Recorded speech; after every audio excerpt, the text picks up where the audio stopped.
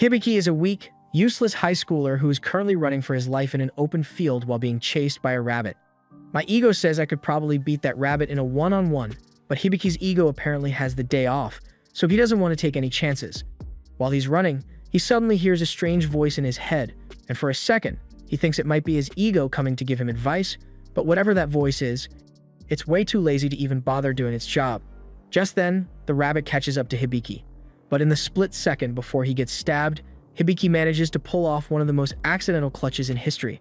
He gets the rabbit's head stuck in his bag, and then he trips and falls over right on top of its head, killing the rabbit instantly. Meanwhile, out in the forest, an elf suddenly hears a voice tell her that someone very precious has just been dropped in the east. Her name is Amalia, and as you can see, she suffers from an abundance of personality. Back on Hibiki's end, he is glad he managed to survive the rabbit attack, but he's still not sure what he's supposed to do because he has no clue where this place is. He has no cell service, and a moment ago, he was hearing voices in his head. His top priority right now should be to gather the necessities for survival, but he never really went camping as a kid, so he doesn't know how to start a fire, and he's not sure if the rabbit meat is even edible. Just as he's wondering what to do, he hears the voice in his head again, and it offers to appraise the rabbit for him. As it says this, a screen appears in front of Hibiki, and he is informed that the horned rabbit meat is indeed edible. Hibiki has no idea why he is seeing floating screens out of nowhere, but if the rabbit meat really is edible, then he decides it would be best if he took it with him just in case he needs food later. After sticking the rabbit carcass in his bag, Hibiki starts trying to figure out what that voice in his head was, and he recalls that the last time it spoke, it was responding to a question he asked, so he holds up his bag and asks what it is. Just as expected, the system responds and informs Hibiki that it is a bag made from materials that do not exist in this world. He now knows how to trigger the system's responses, so he decides to try a few other things and asks the system to appraise the sky, but the system tells him that there's nothing there to be appraised. He then looks to the ground and asks the system to appraise it, and to his horror, he is informed that he is looking at a level 273 Maze Eater. Hibiki tries it a few more times to make sure it's not a fluke, but the ground is definitely a Maze Eater, and he's not prepared to deal with that, so he decides to ignore it and move on. He then attempts to appraise himself, and sure enough, a panel shows up with his name, age, and stats all laid out. Hibiki is 16 years old, and his job is apparently that of an appraiser, which makes no sense to him, because up until a few minutes ago, he was still just a normal high schooler. He attempts to ask the system how he ended up here, but it doesn't respond to him this time, and now that he thinks about it, he has been way too casual about there being a disembodied voice in his head. He asks the system what it is, and he is informed that the system is his status support, and it is not allowed to answer any questions about personal information. It is also not allowed to talk to him unless it's answering a question, so Hibiki can't hold conversations with it at all. From his status screen, Hibiki can see that he has a bunch of skills and he's not sure what they do, so he decides to try them out one after the other. The first skill he uses is called Expert Eye, and for a second, Hibiki's ego kicks in, making him believe he's about to become a top 3 isekai protagonist with this, but nothing happens. Fortunately, no one was here to see him embarrass himself like that, but he now knows that he knows absolutely nothing about these skills, so he asks the system if there's a tutorial of some kind that he can use. The system informs Hibiki that he is already in the tutorial, but he's not sure what that's supposed to mean, so he decides to continue testing out his skills. The next one is called World Map, and as he activates the skill, a screen appears in front of him with a bunch of lines drawn on it. This isn't exactly what he was expecting when he activated the world map, but he assumes the lines must represent the path he took to get here when he was running away from the rabbit. By the looks of things, he has been traveling in circles this entire time, which is disheartening to find out, but at least now he won't make that same mistake again. After walking for a while, Hibiki eventually finds a road, and he's really excited because this means he can finally make his way to a town. But he apparently got a little too excited because he ends up tripping and falling face first onto the stone-cold road. Just then, the system informs Hibiki that he has received the title of Castaway in an isekai, which makes no sense to him, so he adds it to the growing list of things he doesn't understand. As he looks away from the system window, he suddenly hears the sound of a growl terrifyingly close to him, and even my ego doesn't think I could handle this one, so Hibiki is definitely cooked. Fortunately for him, the monster gets shot in the head before it can hurt him, and the one responsible for the shot is Amalia. She walks up to Hibiki and asks if he's okay, and Hibiki says he's fine, but then she asks him what he was doing in the Maze Eater. Hibiki still has no idea what a Maze Eater is, so Amalia explains that it's a monster that usually disguises itself as grassland. It won't attack you directly most of the time, but it makes people who get stuck in it travel in circles until they eventually get exhausted, at which point it devours them. Hibiki is shocked that he was so close to being devoured, but when Amalia asks him why he was out there in the first place, he explains that it wasn't his choice.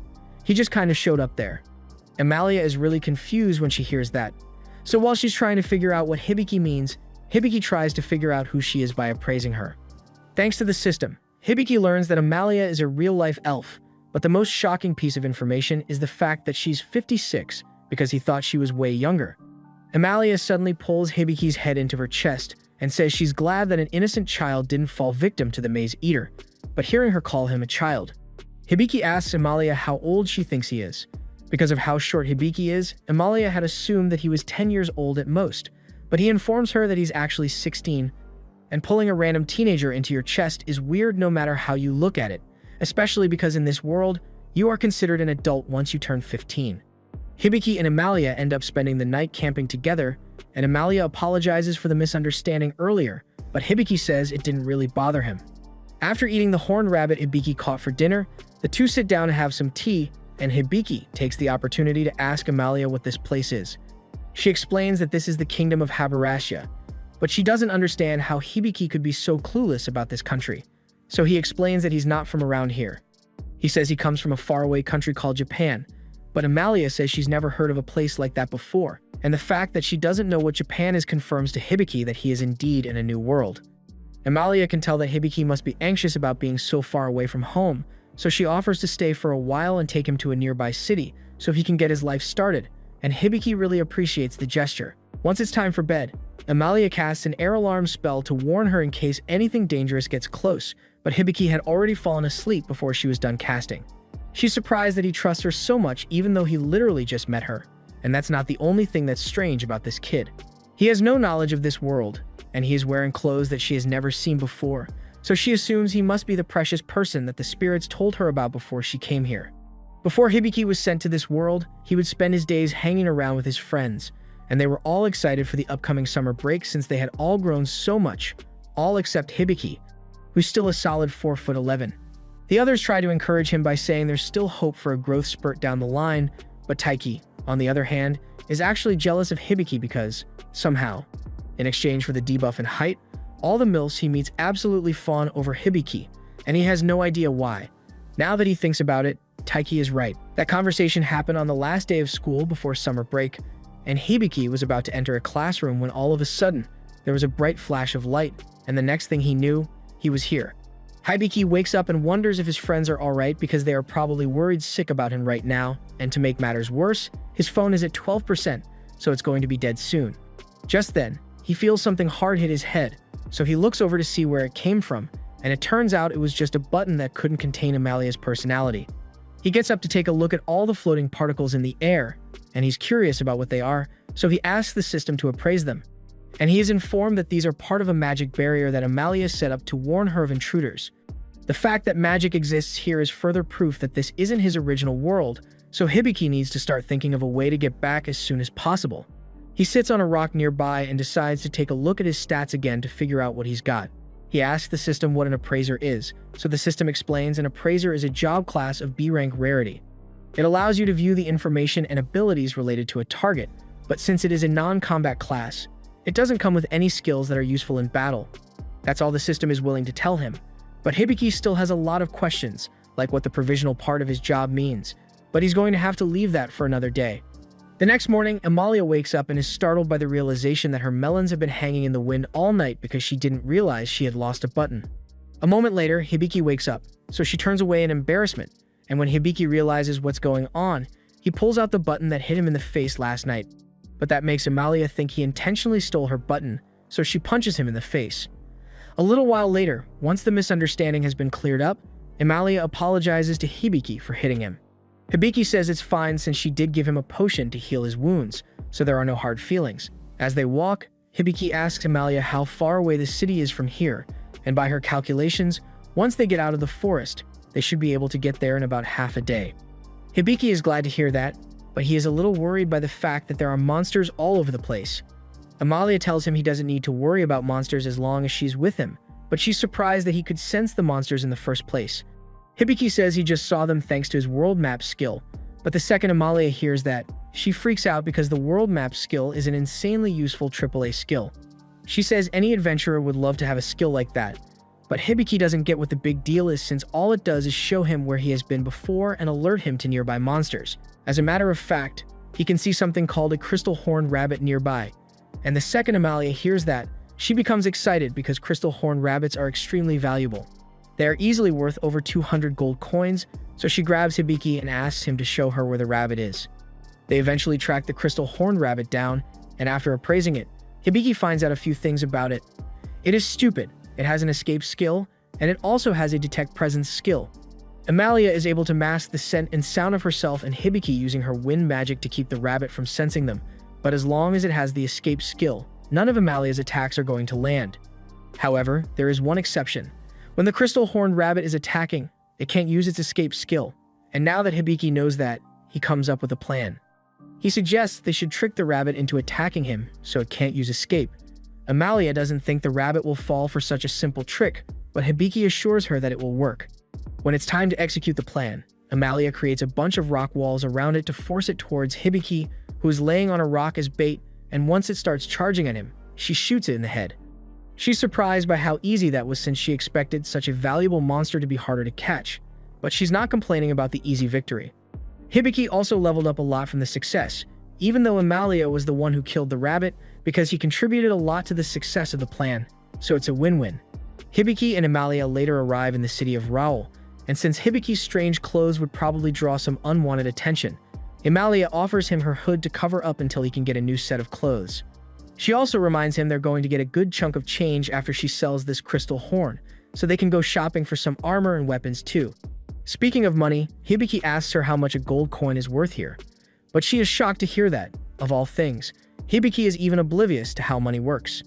Hibiki doesn't want to lower her impression of him any further, so he pretends that he was just joking about it and instead asks the system to explain it to him. The system responds and explains that one gold coin is worth around 10,000 yen. So when Amalia said that horn is worth 200 gold, that's the equivalent of 2 million yen. It makes sense that she was so eager to get it. Amalia puts her hand on Hibiki's face and tells him that he should probably refrain from making himself sound totally clueless in this town, because if he's not careful, he's going to get scammed. He knows she's right, but the way she said it really annoys him for some reason. A few minutes later, Hibiki and Amalia arrive at the guild, and the other guild patrons are surprised to see her, but even more surprised that a loner like her has a friend now. They don't understand why she'd be hanging out with a child, but Amalia explains that Hibiki may be vertically challenged. He is actually an adult.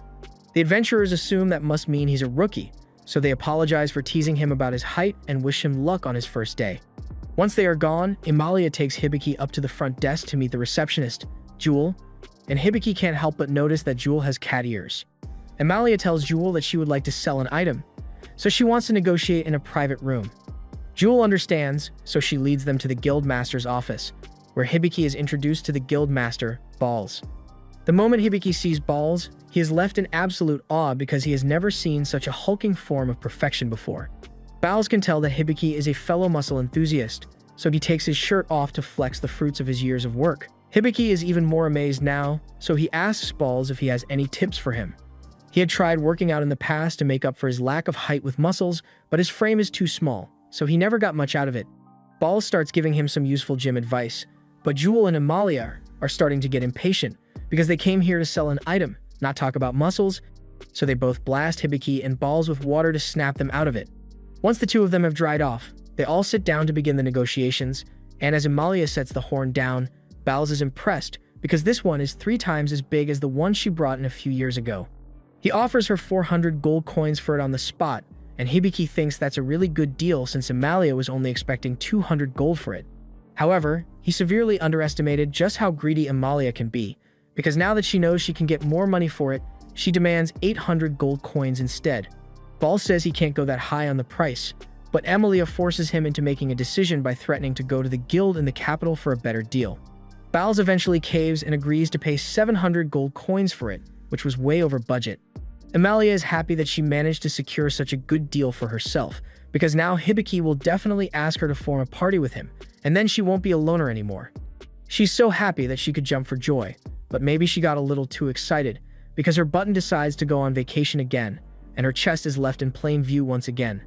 As such, Jewel kicks both Balls and Hibiki out of the room so she can fix Emalia's clothes, and since that's going to take a while, Hibiki decides to go wait at a table. While he's there, the system informs him that his level 1 tutorial skill has reached the level up requirements, which is nice.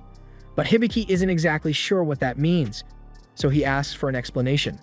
The system explains that the tutorial is a skill that basically grants plot armor to those who have an extremely low survival rate, and it was specifically designed by God to ensure that Hibiki didn't die at spawn. Hibiki can't believe he really received a skill from God, but just then, he hears a separate voice in his head, and it turns out to be that of the God who has been looking out for him.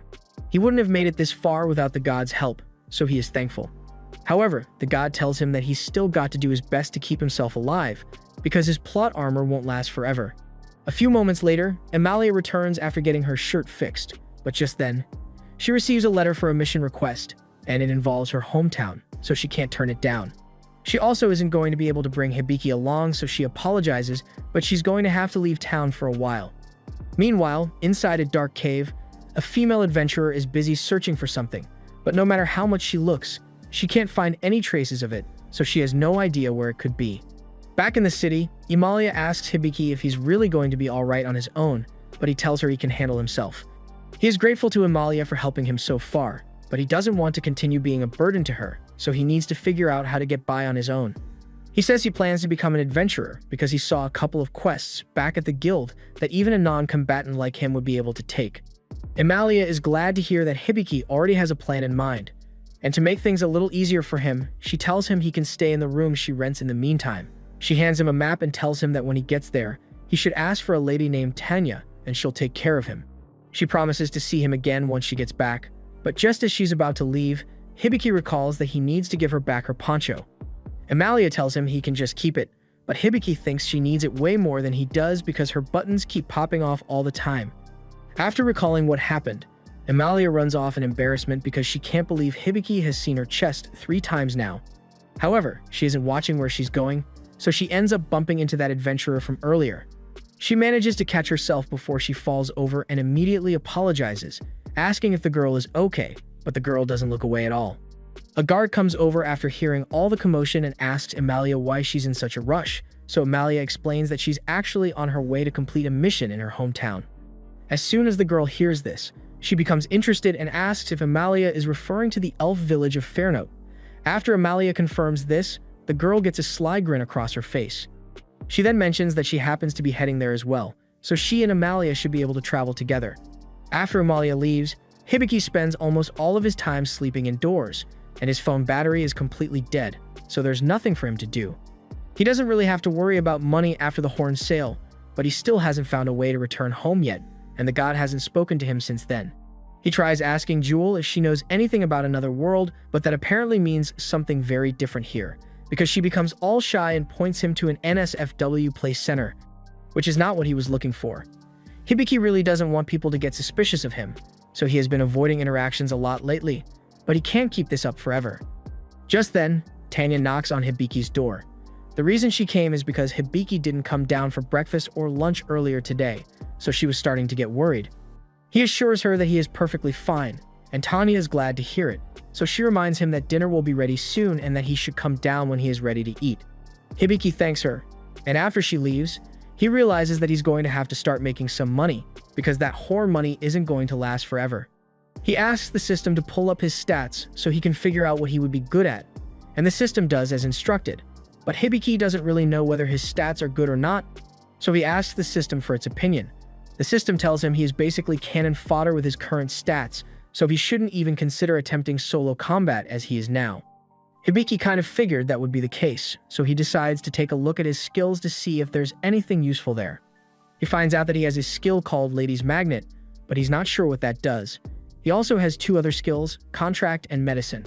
He asks the system what medicine does since it sounds kind of useful, and the system informs him that it is a skill that allows him to gain detailed medical knowledge by downloading 7 years of medical school right into his head. That sounds really cool, so Hibiki says he wants to try it out, but the system warns him that he can't stop the process once it starts, and the medical books are pretty thick, so it's going to take a while.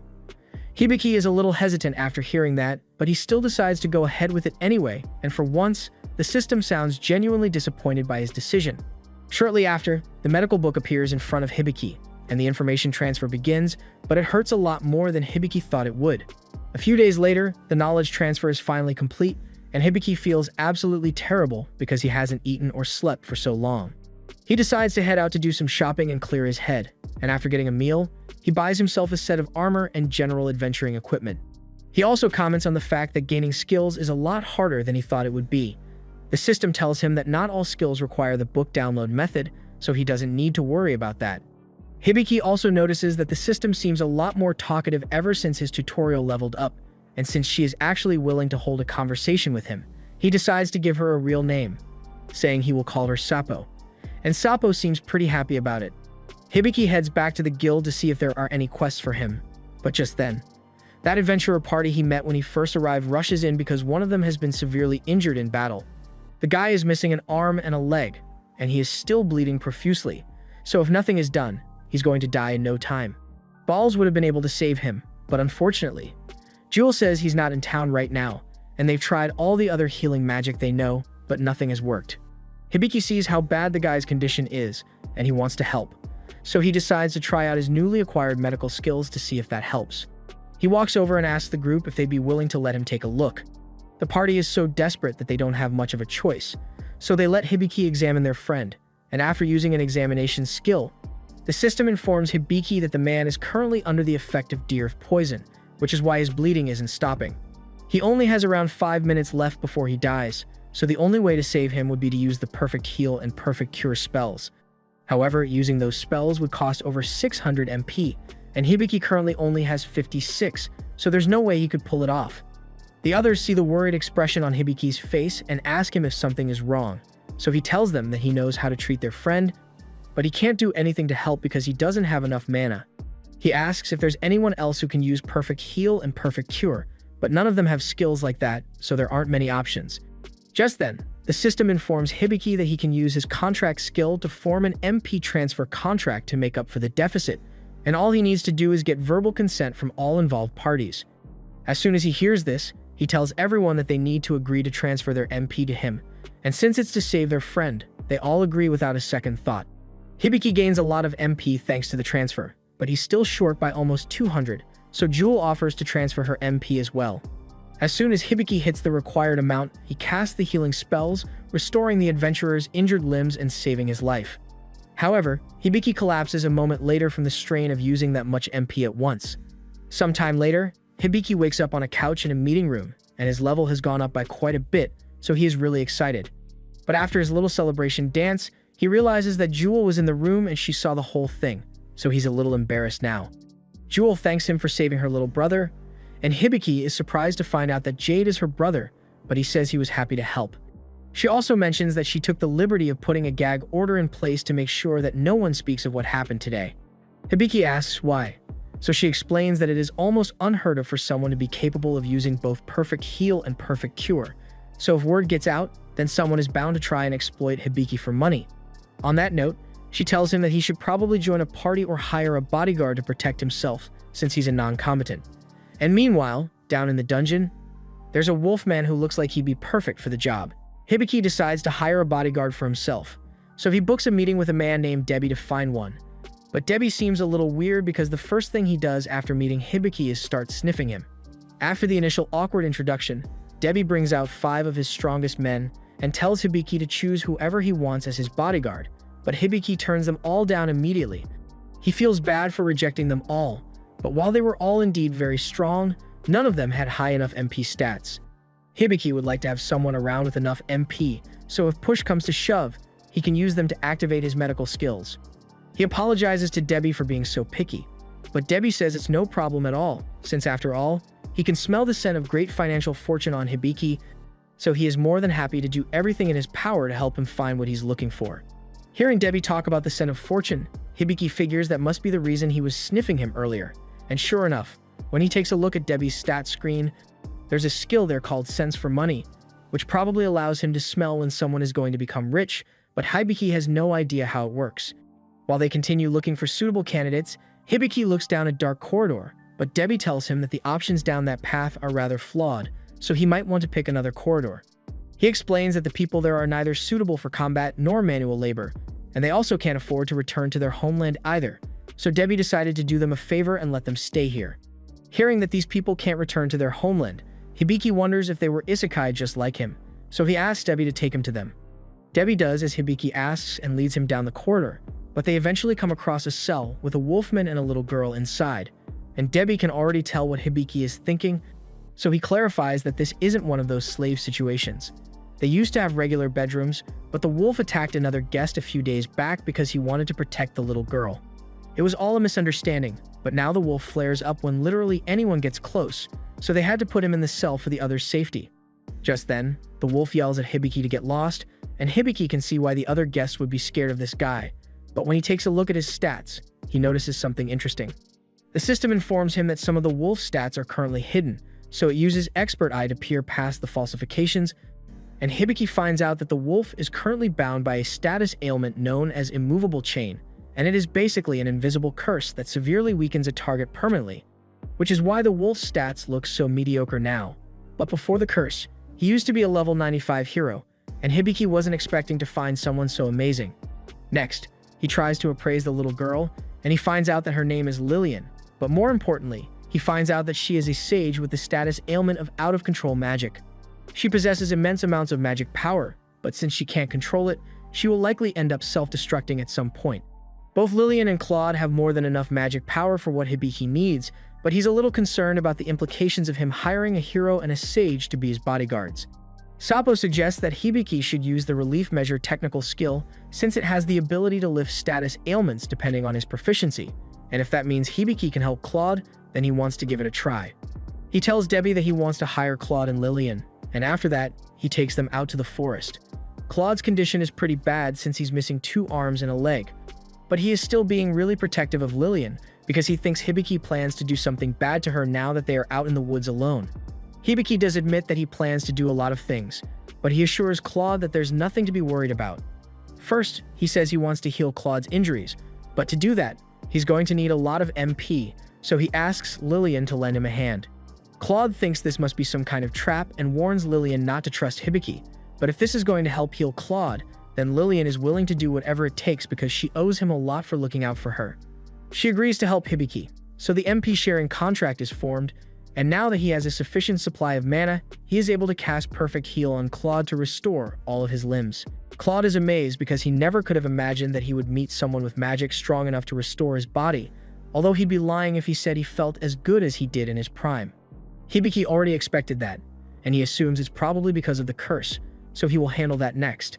Claude is shocked to learn that Hibiki is aware of his curse since it should be invisible to even the best appraisers, but Hibiki explains that he has the Expert Eye skill, which allows him to see things that most appraisers wouldn't be able to. That's also how he knows that Claude used to be a hero, and that Lillian will be a sage when she grows up. But that aside, it's time for him to get rid of that curse. He casts the release spell, and all of a sudden, the invisible chains binding Claude materialize as a pair of scissors descends from above. With one swift motion, the scissors cut one of the chains binding Claude, and Hibiki is quite disappointed since he thinks it's lame that the spell was only able to cut one of the chains. But this is the best he can do when his relief skill is still only at level 1. That said, even though only one of the chains was cut, Claude can still feel a portion of his former strength returning to him, and he is deeply grateful to Hibiki for his help, so he offers to swear his allegiance to him. Hibiki says he doesn't mind, and Claude is happy to hear that, but then Sapo speaks up and suggests that Hibiki should use his contract skill to perform the Pledge of Allegiance.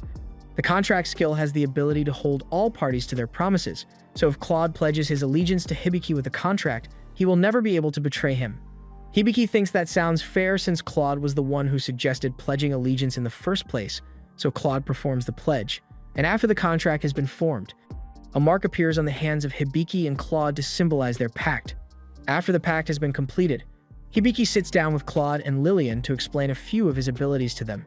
He mentions that he is able to use a bunch of high-level medical spells, but he doesn't have enough MP to activate any of them, which is why he needs to share their MP in order to use his abilities effectively.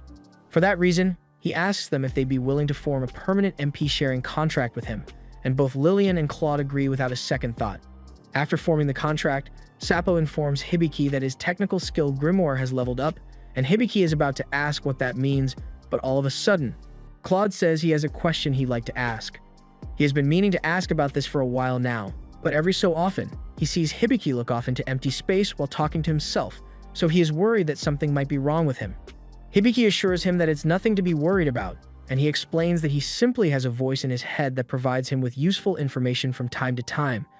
And Hibiki kind of expected him to think he's crazy after saying something like that, but to his surprise, Claude actually seems to know about the voice.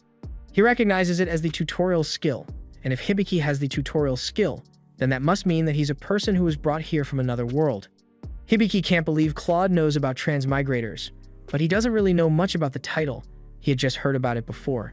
However, Lillian, on the other hand, has never heard of isekai before, so she asked for an explanation, and Claude explains that it simply means that Hibiki came from a faraway place. Hibiki asks them if they are really okay with him being from another world.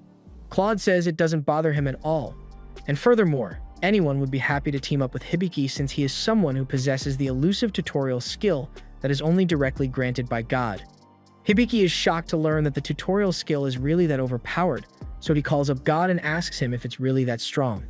God says it's not that big of a deal, but then again, the tutorial skill is currently eating up about a third of his power, so maybe it is overpowered.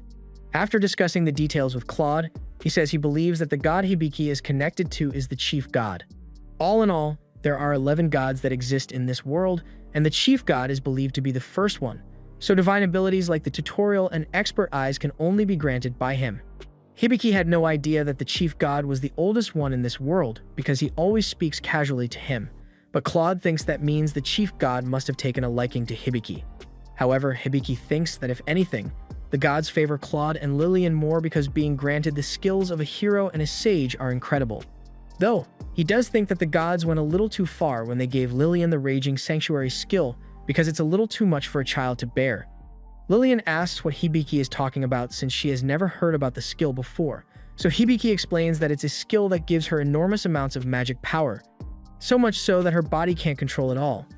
Lillian is heartbroken to hear that because that uncontrollable magic is what caused her to be ostracized by her family and sold to settle alone.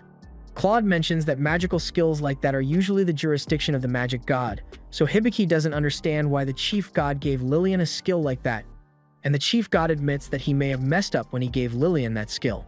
When the magic god finds out what he did, she is absolutely livid.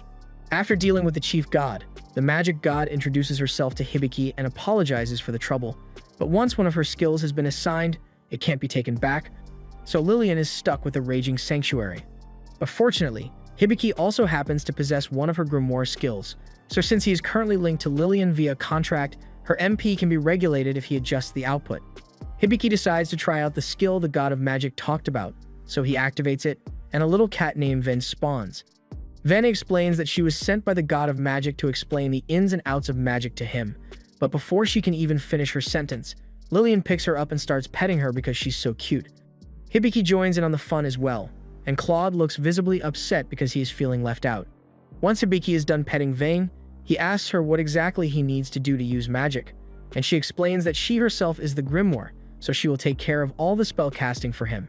Hibiki thanks her for the help and pets Vene on the head again, but doing so sends Claude over the edge because Hibiki hasn't pet him even once, yet this cat that appeared 10 seconds ago has been receiving so much attention from him, and he won't stand for this injustice. A moment later, Claude calms himself down and apologizes for the outburst, and Hibiki completely ignores the whole thing while asking Vene to explain a few things about magic to him. But Vene is too shocked by everything that just happened to even move. Hibiki decides to take Claude and Lillian to go shopping for some gear, and after Claude has picked out his armor, he looks like a true warrior. That said, Hibiki is rather surprised by the fact that Claude uses a spear as his main weapon, since he always assumed a hero would only use a sword. Claude explains that a spear is the most suitable weapon for his build, and as for why he's only wearing a partial set of armor, it would be way too hot in there if he wore a full set. After Claude, Lillian picks out some gear as well, and Hibiki thinks it looks good on her, but then the storekeeper tells him it's going to cost 25 gold, and Hibiki is in shock at first because that sounds like a steep price, but apparently, that's pretty cheap as far as adventuring gear goes. Lillian tells Hibiki he doesn't need to buy the gear for her if it'll cost too much, But Hibiki assures her that it's perfectly fine because her life is way more important to him than a little money. But even though he says that, with how much they've already spent, they are going to be broke soon if they don't complete some quests soon. And to make matters worse, because Veni is feeling left out with everyone else getting new gear, he picks out a collar, which costs Hibiki an additional 15 gold coins.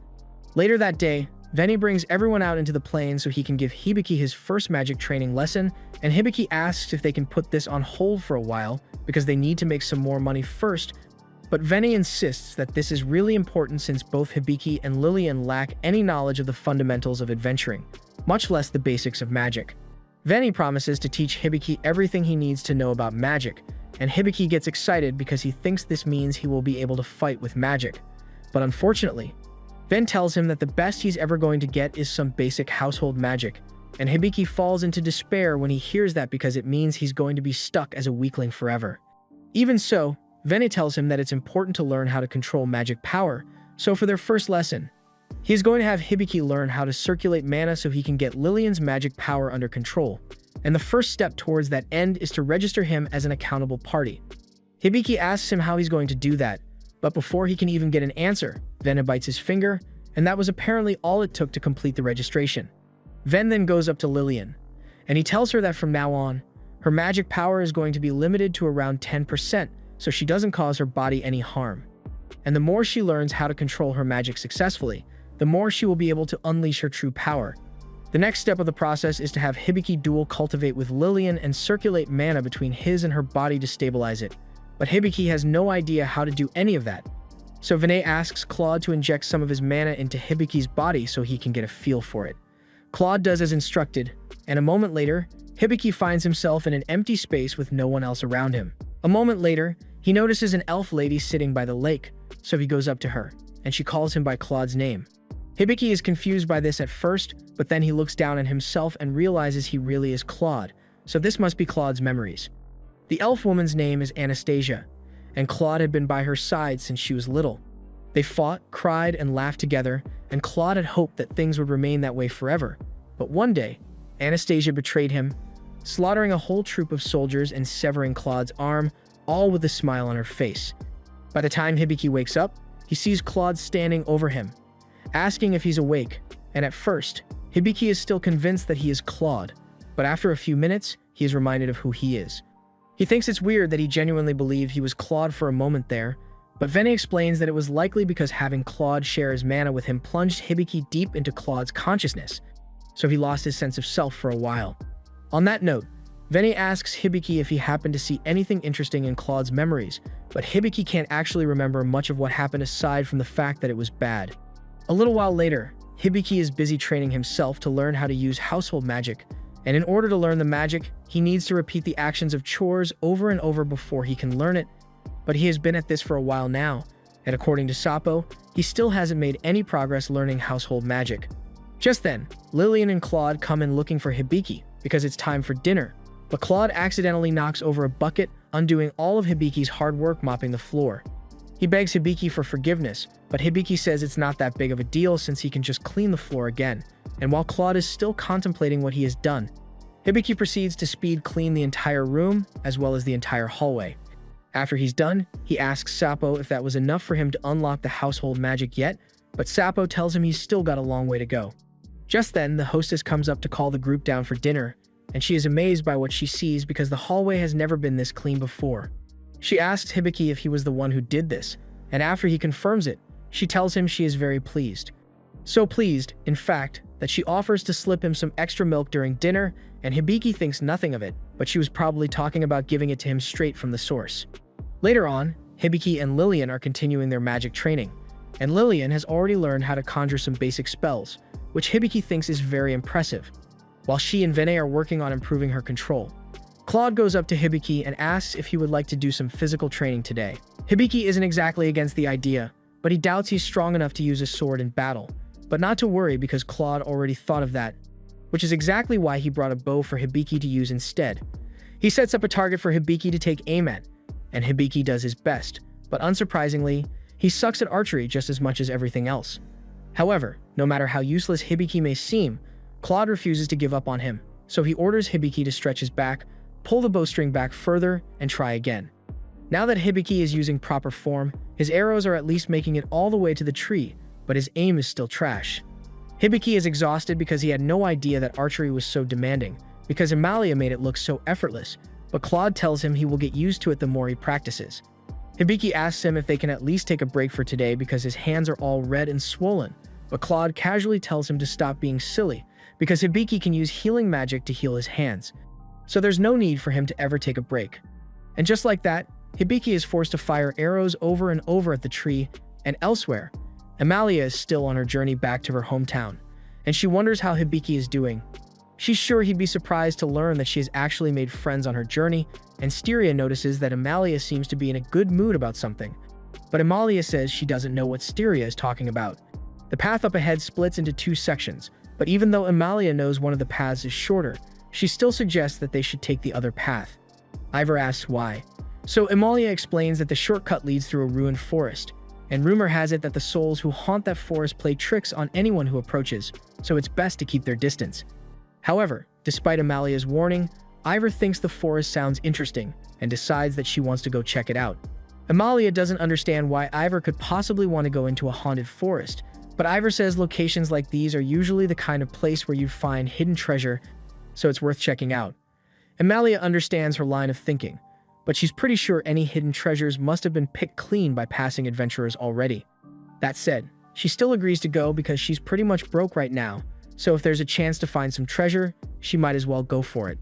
Meanwhile, back on Hibiki's end, while Lillian continues her training, Hibiki is busy making lunch for everyone, and after tasting the meal, he realizes that it's a little bland. So he's about to add some spices, and Lillian wants to help, so she hands Hibiki the salt and pepper, and when she tastes the food, she thinks it's absolutely delicious. Now that the food is ready, Hibiki serves everyone and they all love the food he made, but when it comes to the sides that Claude made, Hibiki tries to eat a mushroom, and as soon as he takes a bite, he realizes that something is wrong because Claude didn't clean the mushroom properly. He also notices a distinct lack of apples at the table when he recalls asking Claude to go get some, and Claude tries to pretend that he forgot, but Lillian finds a whole pile of apples behind him. So she starts scolding Claude and tells him he shouldn't be hiding his mistakes. Hibiki asks if Claude at least knows how to butcher monsters, since most adventurers are capable of doing that much, and Claude proudly states that he's great at butchering, so Hibiki tells him that that's going to be his job from now on because his cooking skills are absolute garbage. Claude shrinks back in shame and tries to explain that his lack of cooking skills is because of the curse, and that if Hibiki ever manages to get rid of the curse, then he really will be good at cooking. But neither Hibiki nor Lillian really believe him. Speaking of the curse, Hibiki asks Claude if he knows who placed the curse on him in the first place, and Claude thinks about it for a second, but then he responds by saying he doesn't know, and Hibiki doesn't question him any further after that. A little while later, everyone is done with dinner for the day, so Hibiki is washing the dishes in the river when all of a sudden, he is informed that he finally unlocked a household chore spell that allows him to wash things automatically. Hibiki is really excited to hear this, but Seppo actually has one more thing to mention, so she warns him that there's a large boar monster heading this way. Sure enough, there really is a boar monster, and it seems really mad for some reason, but Hibiki and the others aren't really worried because Claude is here to deal with it, and with one strike from his spear, the boar drops dead to the ground. Even though the immediate threat has been dealt with, Claude warns that if they don't do something about the boar's blood soon, then the scent of blood will attract even more monsters. This is where the new spell Lillian learned comes in, because she is able to use it to suck up and isolate all the blood from the boar, so all that's left is a clean carcass, and now Claude plans to use the opportunity to teach Hibiki how to butcher a monster so he can try it himself next time, and Hibiki seems a little hesitant because butchering sounds really gross. Meanwhile, back on Amalia's end, she and the others have just reached the fort in the ruined forest, and Ivor is convinced that if there's going to be treasure, then it must be in there. Both Amalia and Styria decide to go in to check it out, and while they are gone, Ivor checks if this place contains the restless soul that she's after, but even though there are indeed restless souls here, it's not what she's after. Meanwhile, inside the fort, Amalia and Styria seem to have fallen victim to the ghostly tricks here, because Amalia is currently hallucinating that she found a ton of treasure, and Styria is hallucinating that she's getting to stuff her face in Amalia's chest, but in reality, neither of those things are happening.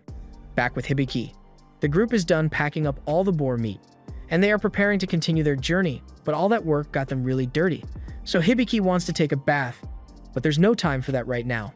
Fortunately, he has the bubble wash spell now, so he says he wants to try it out, but hearing him say this gets Lillian and Claude on edge, because considering how bad Hibiki is at everything, they don't want to risk letting him use a new spell on them.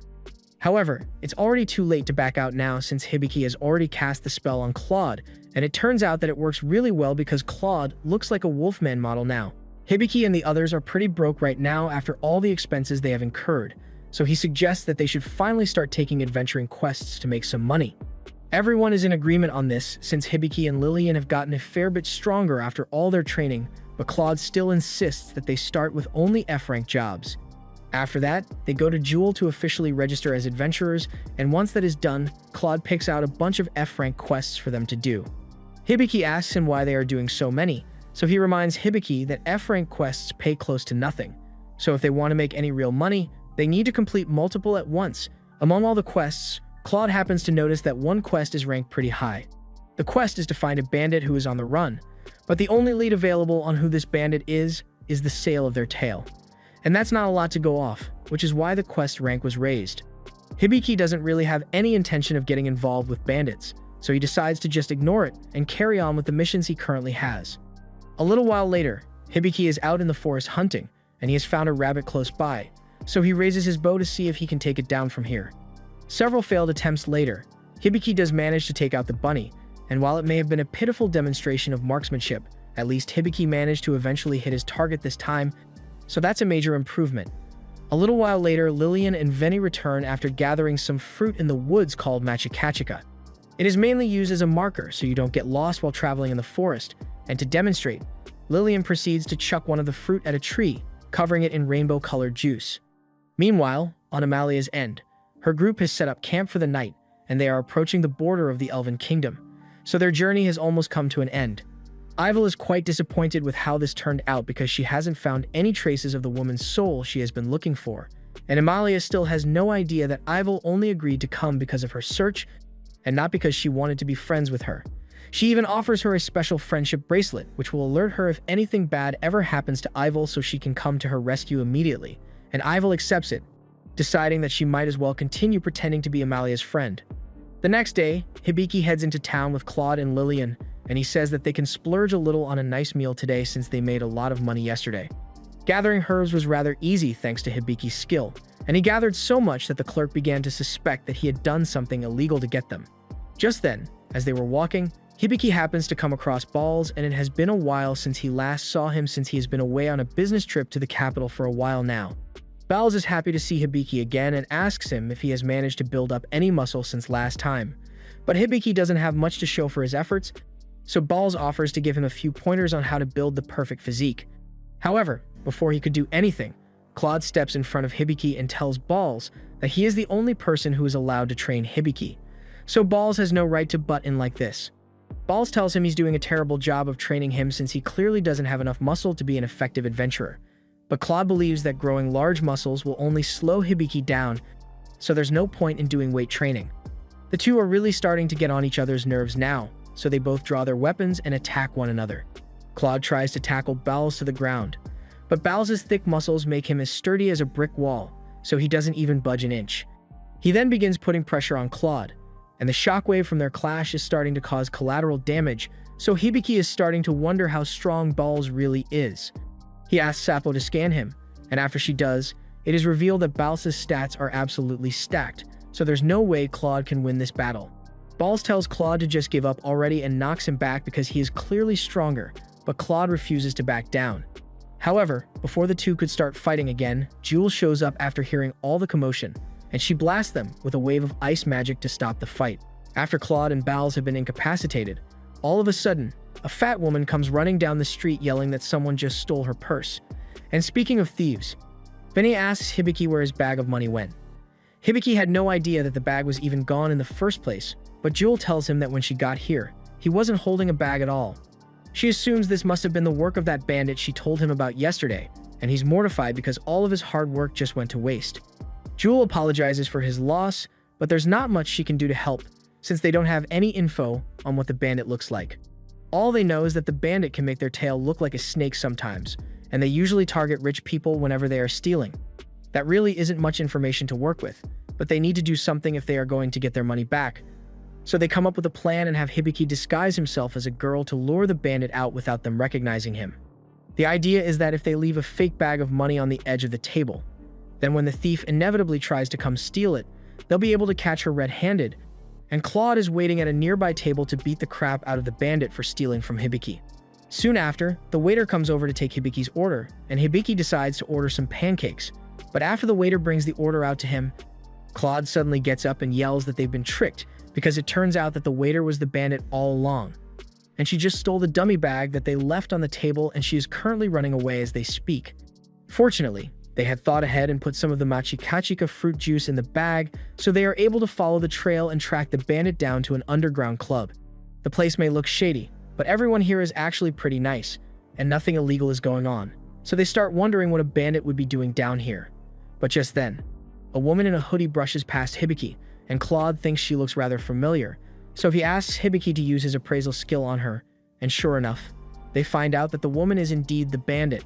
They follow her out into an alleyway and Claude cuts her off from the front, while Hibiki and Lillian cut her off from behind. Fauna tries to feign ignorance and asks them if there's something wrong, but Hibiki already knows for sure that she's the bandit, because his appraisal skill showed him everything, including her full government name and the fact that she's got a special tail transformation skill. Fauna realizes that there's no point in hiding anymore if he already knows that much about her, so she takes off her cloak to reveal herself, and Claude clearly thinks she's hot. Fauna goes on to say she knows that Hibiki was trying to trick her with the dummy purse he set on the table earlier, but she managed to grab the real one off him as well when she brushed past him back there, though. The contents weren't as impressive as the bag she stole from him earlier. Now all that's left is for her to make her escape, so she knocks on some wood nearby, causing a bunch of wood to come crashing down in Hibiki and Lillian's directions, so Claude is forced to go save them, buying Fauna enough time to get away. Claude and Lillian get buried under the wood, so they won't be able to get out for a while, so it's up to Hibiki to go after Fauna on his own. He does his best, but as he is chasing Fauna, he ends up falling into one of her traps and getting strung up by his feet. Fauna is surprised because even though she's a master trap setter, it's almost unbelievable that an appraiser would fall for such a simple trap. Just then, she takes a closer look at Hibiki's shorts, and she's shocked to find out that he's actually a boy. She asks him why he is dressed up like a girl, and Hibiki says he did it to catch her as bait, but even if that was the case, that doesn't explain why he was still wearing the dress after they figured out who she was. Fauna has grown rather interested in Hibiki because she thinks he's pretty cute, so she offers him a deal and says she's willing to give back his money, but in exchange, he will have to do something for her. Hibiki asks her if she wants him to appraise stolen goods for her, and that's pretty much the gist of it.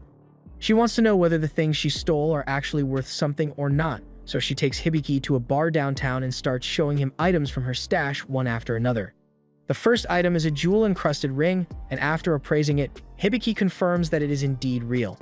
However, the same can't be said for the second item because although it may look like a pearl necklace, it's actually just a necklace of random rocks that simply happen to look like pearls. Seeing that Hibiki's appraisal skills are the real deal, Fauna slides a wooden bracelet over to him, and Hibiki is a little surprised since this thing doesn't really look like it's meant to be valuable. But he appraises it anyway and tells Fauna that it is an ordinary wooden bracelet with an inscription on it. Hearing this, Fauna perks up and asks Hibiki if he can tell her what the inscription says, so Hibiki tells her that it just says thank you. And Fauna is unbelievably happy to hear that. She explains that the bracelet was the last gift she ever got from her sister, and she has been trying to figure out what the inscription says for a long time, but no one could ever decipher what it said. Which makes sense since Fauna's sister didn't really know how to write, so it just looks like a bunch of nonsense. But Hibiki's appraisal was able to read the intent behind the scribbles even if it was illegible. Hibiki asks if Fauna's sister knows that she's a thief, but Fauna tells him her sister is actually long dead. She got mixed up in some battles back home and didn't make it out alive. Fauna asks Hibiki where he comes from, and Hibiki says he's from a faraway place. So Fauna tells him that if he has a home to go back to, then he had better go back because if he loses it, he won't have anywhere to turn to. He may not really understand what she's talking about, but if Claude is from the same place as her, then she's sure he must have a past that's just as dark as hers. Anyway, she's going to leave now, and as promised, in return for Hibiki's help, she gives him his money back. She also kisses him on the cheek and says she looks forward to seeing him again. Later on, Hibiki returns to the others and tells them about what happened. And even though Fauna got away, at least he managed to get his money back. While he's here, Balls also mentions that he heard that there's a party in the capital that has been growing very quickly lately. They call themselves the Corpse Killers, and they mostly hunt undead, but Hibiki had no idea zombies were even a thing in this world, so he's honestly a little scared, especially since there's a chance that he might run into zombies someday as well. Later on, Hibiki and the others are preparing for bed, and Hibiki is thinking about everything he learned today, but Claude tells him he's bound to learn even more things when he goes on a journey eventually. Hibiki thinks about it, and he does like the idea of going on a journey, especially since it will be a good way for him to figure out how to get back to his world. But when Lillian hears that Hibiki wants to go back to his world, she freezes because she can't believe that he wants to leave them. Hibiki hadn't really thought about it before, but going back home really does mean that he'd be abandoning everything he has here, and he's not sure if that's what he really wants. Meanwhile, Amalia's group is closing in on the elf village, but while they are walking, Amalia mentions the fact that she once got a message from the spirit telling her that something precious has landed in the eastern part of the Rowell Forest, and the second Ivel hears that. She thinks it might be a good lead on her search, so she quits pretending to be Amalia's friend and ditches her to continue her search. Sometime later, Ivor seems to have found the soul she was looking for, and now all that's left is for her to track down a guy named Claude.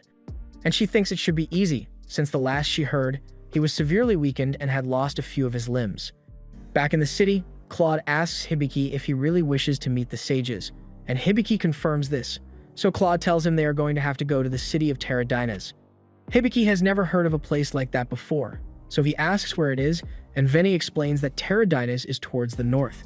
The fastest way to get there would be by taking a shortcut through the northern dungeon, but Hibiki has no idea what a dungeon is either. Claude explains to him that a dungeon is a dangerous place full of all sorts of different monsters, and for that reason, he doesn't think it's a good idea for them to go through there, at least not until they've trained a lot more. Just then, Balls happens to walk in, and he can see that the group is in the middle of a serious conversation, so he asks them what's wrong. Hibiki explains that he and Lillian aren't strong enough to go on a journey that passes through a dungeon, and hearing that, Balls tells him not to worry because he has the perfect solution for his predicament. Later that day, he takes Hibiki out into the forest and tells him it's time to finally start building up his muscles.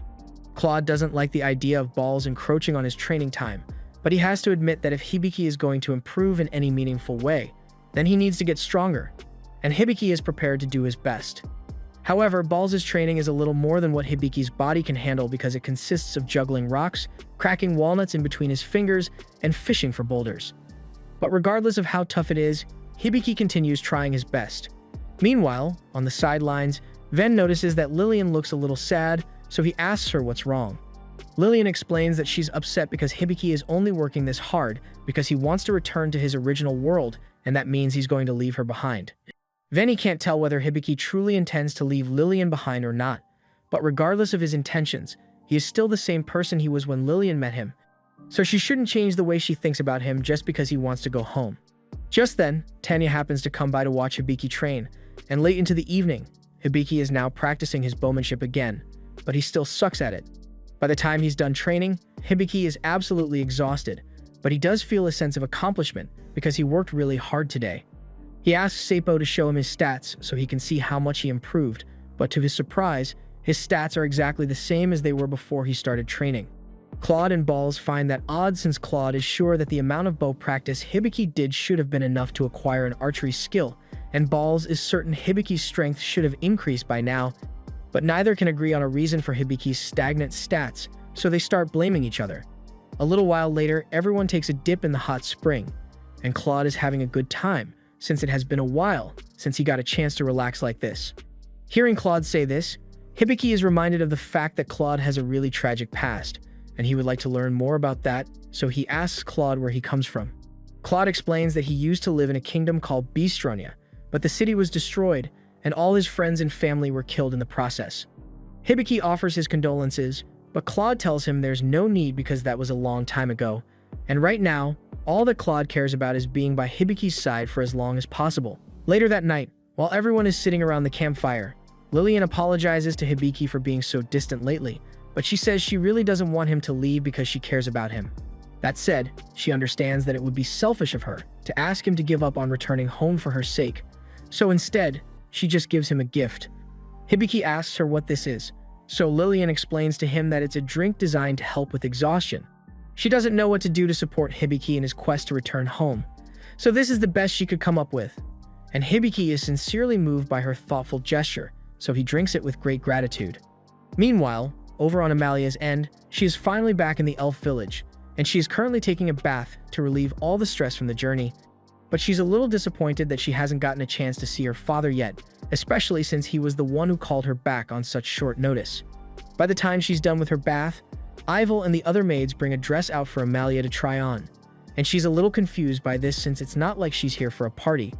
But Styria tells her that they actually are throwing a party.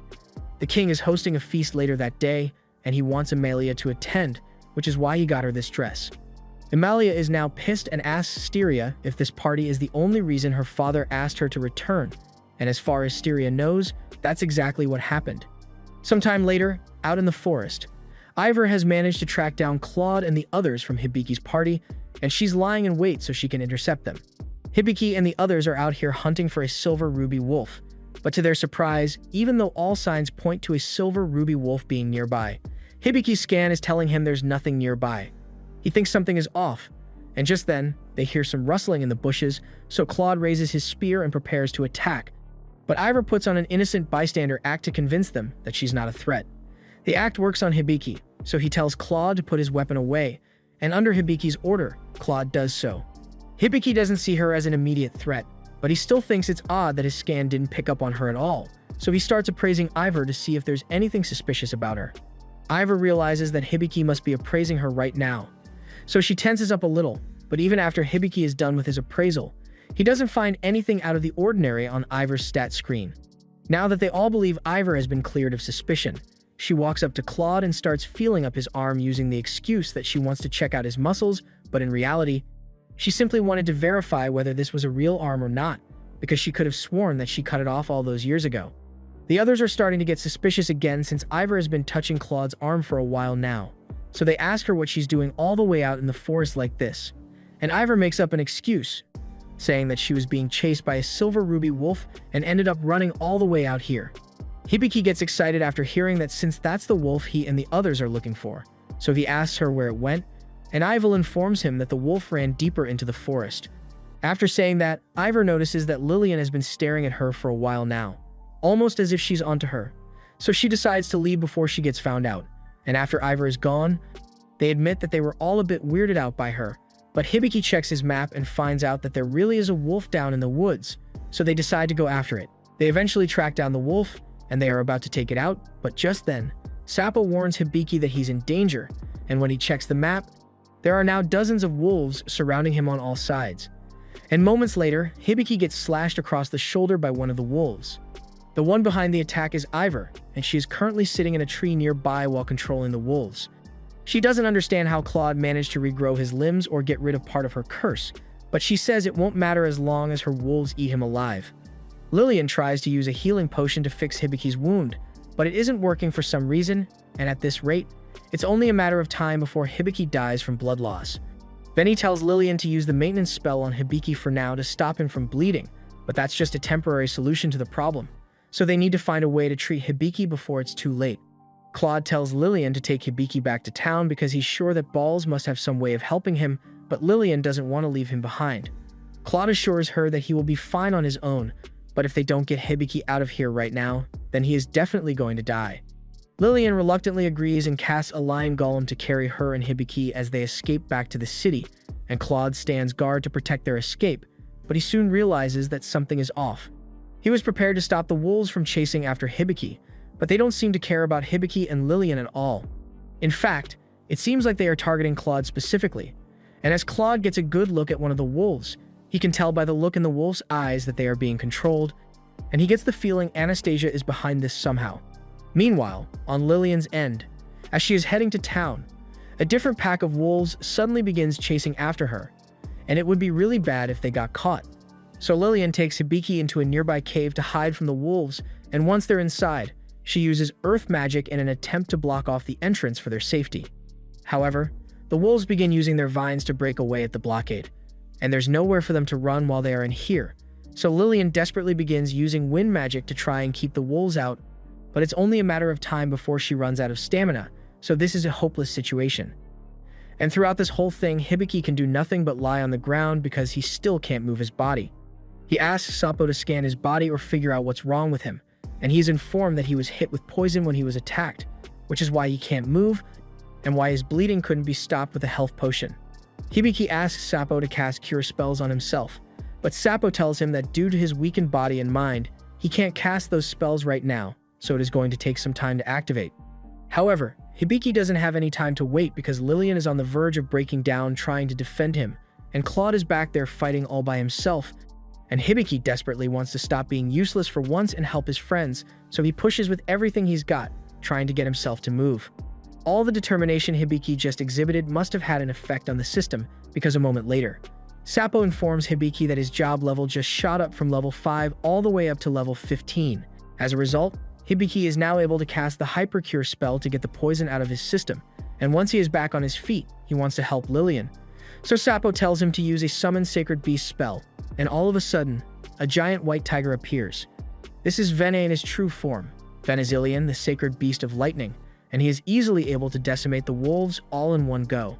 After the wolves are gone, Hibiki asks Vene if that's really what he looks like, and Vene explains that thanks to the summoning spell Hibiki cast, he is temporarily able to access his full power, although it doesn't last very long.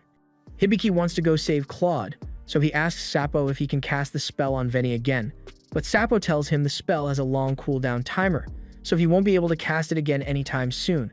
If that's the case, then Hibiki says he's just going to have to do something about it himself, but Vene warns him that the big monster that attacked back there was a silver diamond wolf, and he doesn't stand a chance against something like that, but Hibiki refuses to just let Claude die. He is sure Claude would want them to escape while they can, but just as much as Claude wants to protect them. Hibiki also wants to protect Claude, and Lillian agrees with him. Just then, Sappo tells Hibiki that he now has access to something called the Medicine God's Staff, and it can apparently fully heal all beings within a certain range, but there are some drawbacks. However, before Sappo could tell Hibiki what those drawbacks were, he had already activated the ability, and in that moment, both he and Lillian are completely healed, and a seedling sprouts from the ground, creating a bow. Hibiki picks the bow up, and as soon as he touches it, he is informed that he has gained the spirit archery skill. Hibiki recalls that spirit archery was the same skill Amalia had, so he tries it out, and with this bow, he is actually able to shoot arrows flawlessly, so he finally has a way to fight for himself, and he is going to use this power to save Claude. They all race off on one of Lillian's lion golems, but as they are heading towards Claude, Hibiki's scan picks up 3 different groups of wolves heading their way from all 3 directions. They can't afford to suffer any delays if they want to save Claude's life, but if they leave these wolves and run ahead, then they'll just block them in from behind. So Hibiki suggests they should just wipe out the wolves all at once. First, he takes aim at the wolves up ahead, but even though the bow gives him a great accuracy boost, it's still really hard for him to aim when he can barely see ahead of him. Fortunately, Sappo comes up with a solution and tells Hibiki to use the Expert Eye ability in tandem with his bow, and when Hibiki does so, it basically gives him aim lock hacks. So as long as he clearly identifies the target he is trying to hit, his arrows will never miss. As he fires, every single arrow he launches gets a headshot, and he is honestly a bit frightened by how efficient this thing is at killing. But there's no time to worry about that right now. There are still 2 groups of wolves approaching from the sides, so Ven tells Lillian to use her magic to take them out, and she obliges, using a powerful wind/spell to wipe out the first group of wolves, and a wood spell to impale the second group of wolves back to back. All the wolves have been taken care of now, so there's nothing stopping them from getting to Claude. But Hibiki is honestly surprised that mere wolves would be smart enough to come up with a pincer attack like that in the first place. Vene explains that the wolves themselves weren't the ones who came up with the strategy. It was the work of the Diamond Silver Wolf that's leading them. Hibiki asks if that means the Diamond Wolf is the one responsible for all this, but Ven isn't so sure because he suspects that the woman they met earlier is probably the real culprit somehow. After all, they never would have come this far into the forest and fallen into that trap if she didn't lead them here. And for some reason, Vene feels like he has seen her face somewhere before. Meanwhile, Ivel is watching Claude's battle with a smile on her face, and she's hoping for him to suffer more and more so she can corrupt the soul she's after more and more. Claude has been fighting non-stop for several minutes now, and though he had managed to take out a majority of the wolves, he is already very badly injured, and the Diamond Wolf is still very much a threat to him. Looking at the wolf reminds him a lot of Anastasia, and he can tell that she's in there somewhere, so he asks why she's doing this to him, but the wolf just howls and charges at Claude. Claude does his best to try and defend himself, but it's already too late because the wolf evaded his strike and tore a chunk out of Claude's abdomen, causing him to cough up blood and fall over. The wolf is about to finish Claude off, but just then, Hibiki fires a shot right at its head. However, to his surprise, the wolf blocks the shot with ease even though it was perfectly aimed. Hibiki doesn't understand how his shot could have failed, but Ven explains to him that diamond wolves have an inherent skill called adamantine shield, and while Hibiki's aim is flawless now, the amount of power in his shots is still limited, so he isn't going to be able to bypass the shield. Knowing that Hibiki isn't a real threat, the wolf ignores all the subsequent shots from him and turns back to Claude to finish him off. Hibiki and the others are powerless to do anything about it since they are too far away to stop the wolf physically, but fortunately, out of desperation, Hibiki accidentally activates the summon feature of his contract with Claude, allowing him to summon Claude to his side. Claude is safe for now, but he is still severely wounded and bleeding out, so Hibiki prepares to start treating him immediately, and to make sure the wolf doesn't interfere, Lillian uses her full power to put up a wind curtain. This stops the wolf in its tracks, but it immediately switches tactics and begins firing rocks at the wind curtain, trying to break through. Lillian is able to hold it back for now, but she won't last very long, so Hibiki needs to hurry up and heal Claude. He asks the system to analyze Claude's condition, and to his surprise, he discovers that Claude is afflicted with the Deerth poison as well, so he starts by getting the poison out of Claude's system. While he does so, he starts wondering how the wolf even managed to poison Claude in the first place since it doesn't naturally produce the Deerth poison, so he scans its body through the wind, and he discovers that the wolf is actually afflicted with the Deerth poison, which is why its attacks spread the poison to others. And something else Hibiki notices is that the wolf is apparently serving a woman named Anastasia. He feels like he has heard that name somewhere else before, but he can't quite put his finger on it until he finally recalls that Anastasia was the woman from Claude's backstory who betrayed him. For now, Hibiki needs to handle Claude's condition, so he attempts to use Perfect Heal, but gets an error message telling him he can't use that spell because he doesn't have enough MP. All the MP Hibiki uses to cast his spells comes from Lillian, but since she is currently burning through a ton of MP to keep the barrier up, she must be on the verge of running out. Thus, Hibiki decides to use a regular heal spell on Claude to at least help him recover from his fatal wounds. Once Hibiki is done, Claude's wounds have been healed, but he still hasn't woken up yet. And to make matters worse, Lillian is completely out of MP now. So the wind curtain comes down, and the wolf is about to attack again. Hibiki draws his bow and aims at the wolf, knowing full well that his arrows won't really hurt it, but he doesn't exactly have many other options. The wolf charges at Hibiki, and predictably, Hibiki's arrow bounces right off its shield, but just as the wolf is about to tear into him, Claude gets back up and stops the wolf with his fist. Claude's strength isn't enough to overpower the wolf, but Sappo activates the Enlightened Mode skill for Hibiki, allowing him to tap into Claude's hidden potential, essentially undoing the curse altogether and returning him to full strength. With his power restored, Claude knocks the wolf back several meters with a single punch, and then he asks Hibiki to please wait here while he goes to finish off that wolf. Hibiki asks him how he's going to do that when he lost his weapon, but Claude simply opens his hand and materializes his true spirit weapon. He then leaps into the air and activates one of his special skills, Pointing Gravity. This skill pretty much binds the target and ensures that no matter how much they try to dodge or evade, his spear will still strike. And once the wolf has been bound, Claude launches his spear, eviscerating the wolf along with half the cliffside.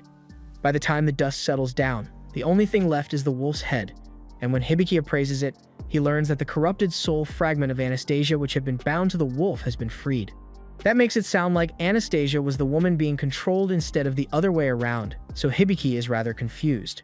Just then, he hears a voice behind him thanking him for setting her free because now she won't be forced to commit evil acts against her will anymore. She also apologizes for everything she has done to Claude and all the suffering she has caused him, but he should be able to finally live in peace now. And after saying that, she fades away. A moment later, Claude comes over to Hibiki to see if he's okay, and Hibiki tells him he's fine, but more importantly, he asks if this means Claude's curse has finally been lifted. Claude indeed confirms that he no longer feels the effects of the curse, but he doesn't think it's going to last much longer. Just as Claude suspected, a moment later, Hibiki gets a message telling him that Enlightened Mode's duration has come to an end, so Claude's power is once again restricted. Claude tells Hibiki that there's something he wants to talk about, so he explains the entire story of what happened between him and Anastasia, and how she betrayed him to join those who put the curse on him. But that doesn't mean they can get rid of the curse by defeating Anastasia, because she wasn't the one who personally placed the curse on Claude, and he knows for a fact that she's already dead because he killed her with his own two hands. However, since Anastasia had the ability to core control monsters by using fragments of her soul, then that must mean the fragments must have survived. He apologizes to Hibiki for all the trouble he caused, but Hibiki tells him he has nothing to be sorry for because none of this was his fault. But while he's mid-speech, Hibiki ends up passing out because of all the strain using his powers put on his body earlier. Sometime later, Hibiki and the others make it back home, and while having a nap, Sappo announces that Hibiki's level has risen from 12 to 25, and when Hibiki wakes up, he finds out that he has been asleep for quite a while because using Enlightened Mode really took a toll on his body, so he is going to need to be extra careful next time he plans to use it. Meanwhile, over in the Elf Kingdom, Amalia is attending the royal party when she runs into the king, and he is really happy to see her since he wasn't expecting her to return for an event like this. She explains that her father happened to call her back to the country, which is why she's here, and speaking of her father, she's been itching to give him a piece of her mind for tricking her into coming back for a stupid party. A moment later, the prince comes up to greet Amalia as well, but she doesn't recognize him at all, so she asks if they have met before. The prince isn't surprised that she doesn't know who he is since the last time she saw him. He was only 10 years old, so he introduces himself and explains to her that his name is Verdalis, and he is the prince. Amalia now remembers him, and she says it's nice to see him again, but then Verdalis holds her hand and starts talking about how beautiful she is, trying to shoot his shot. However, Amalia is at least 40 years older than him, so from her perspective, this is really uncomfortable. After a while, the king calls for the attention of everyone at the party and announces to them that the reason for this gathering was to celebrate the two shining hopes of the kingdom, Verdalis and Melanchoris. He explains that even though they are both only 15 years old, they have been blessed with the greatest jobs imaginable, that of a hero and that of a sage, and this is terrific news for their country, since it is the role of the hero to slay the demon king. Verdalis and Melanchoris are going to set out to begin their quest, but they won't be able to do it alone, which is why an adventuring party has been assembled for them. Amalia is completely caught off guard by all this new information since she had no idea about any of this, and as the speech continues, it is announced that the first member of the party is going to be Doguire, the country's finest warrior, and that the second member is going to be Amalia. Everyone in the hall turns to Amalia, and they all look at her with admiration for volunteering to join the hero's party, but that's the problem. Amalia didn't volunteer for this shit. To make matters worse, Verdalis announces in front of everyone that after he has slain the Demon King, he plans to return and propose to Amalia, which is almost just as bad. There's no way she can turn down the mission now that it has already been announced, so Amalia skedaddles before they could call her up on stage. Meanwhile, back at the inn, Hibiki and the others have just gotten back from eating dinner, and they are absolutely stuffed because Tanya made a feast to celebrate Hibiki's recovery. Now that they've all eaten, Hibiki gets everyone's attention and tells them that he wants to go to Terra Dinas after all because he needs to find a way back to his original world. After all, his family and friends are all back there, but that doesn't mean he wants to leave Lillian and Claude behind. The time he has spent with them is very precious to him, so he says he wants to find a way to bring them to his world as well. Lillian is really happy to hear him say that because it means she will get to stay by his side, and Claude asks Hibiki how he intends to do something like that, but he has no idea. He hasn't even figured out how to get himself back home yet, let alone other people, but Claude is sure he'll think of something eventually. Vene reminds Hibiki that he's going to need to pass through the northern dungeon if he wants to get to Terra Dinas, but Hibiki is already aware of that, which is why he's going to need everyone's help to make it happen, and they are all more than happy to support him. As for Amalia, she is currently in a rush to change clothes and get out of the Elf Kingdom as fast as possible before she's forced to join the hero's party. Lillian recalls that Hibiki said there are people back home that he misses, so she asks him what those people were like, and he explains that they were his friends and family. He says they always used to have so much fun with them hanging out and drinking black tea, but Lillian has never heard of black tea before, so that part kind of confuses her a little. Claude mentions that if Hibiki misses his friends that much, then they must no doubt miss him a lot too, and Hibiki is sure that's the case. But they still have each other by their sides, and Hibiki has Claude and the others to keep him company. Later that day, Hibiki heads down to the guild with the others and is called into a meeting with Balls. Balls already heard all about the battle Hibiki had with the Diamond Wolf, and he is impressed that Hibiki and the others managed to beat it since it is an incredibly powerful beast. However, he is also really disappointed in himself because if he had trained Hibiki's muscles a little more, then maybe he wouldn't have collapsed after defeating the wolf. Anyway, the reason Hibiki was called in today was to discuss his payment for defeating the wolf, and when Hibiki takes a look at the contract, he is stunned and asks if it's really okay for him to take this much money. Balls assures him that he deserves every penny because if that diamond wolf had made it to town, then there's no telling how much death and destruction it would have caused. So Hibiki really saved them from a lot of trouble. Hibiki is grateful for the reward, and with this much money, they should be able to stock up for their trip through the dungeon in no time. So afterwards, they immediately head over to the Debi Trading Company. Debi is really happy to see Hibiki again, and he can smell the scent of fortune on him even stronger than before now. Hibiki still thinks Debi is a little weird, but he's the best trader around, so he had no choice but to come here. Debi also greets Claude and Lillian and welcomes them back, and it's at this point that Hibiki recalls that he got Claude from Debi's company initially. So Debi should be aware of the fact that Claude's arm and leg have grown back. Hibiki starts trying to think of an excuse for how that happened without revealing his power, but Debi tells him that there's no need for him to worry because he has a policy of not interfering in the personal lives of customers. After that, Debi invites Hibiki to take a look at his wide selection of tools and equipment, and after taking a quick look around, Hibiki decides to buy this wind tunic because the wind magic imbued in it should help him evade attacks better. Debi asks him if he would like to pick out a weapon as well, but Hibiki says he's fine with the weapon he already has. After all, you can't get much better than a god weapon. Lillian, on the other hand, does need a new staff, so she decides to get this blossom wand, and Hibiki thinks it really suits her. After confirming their purchases, Debi thanks Hibiki and rings them up to a total of 1,200 gold coins, which has Hibiki shook at first since that sounds like a lot, but Claude says that's actually one of the best deals you'll find in this town. Claude then goes on to pick out a new set of armor, and Hibiki is a little concerned because the armor doesn't cover his stomach at all, and that seems like a pretty big flaw. But Debi tells him there's no need to worry because the armor actually has high-grade protection magic imbued in it. So even though it looks like it only covers Claude's chest, it actually gives his whole body protection equivalent to that of a full suit of armor. Hibiki takes a look with his appraisal skill, and he confirms that everything Debi said is true, so he is fine with it.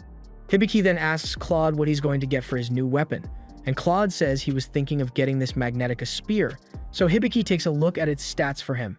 The spear apparently has multiple separable sections and a strong magnetic field, which can be used to deflect the attacks of his opponents or to launch projectiles if necessary. And Hibiki thinks that sounds pretty good, so he's fine with Claude getting it. Debi is impressed that Hibiki was capable of getting all of that info at a glance, so he asks him what level his appraisal skill is currently at. Hibiki casually answers that his appraisal skill is currently at level 5, and Debi is absolutely amazed when he hears that because it's almost unheard of. Hibiki asks if level 5 is really that high, so Debi explains that most appraisers are only level 1 or 2, and even the veteran in-house appraiser they have here at the trading company is still only level 3. So Hibiki's skill being at level 5 is astonishing.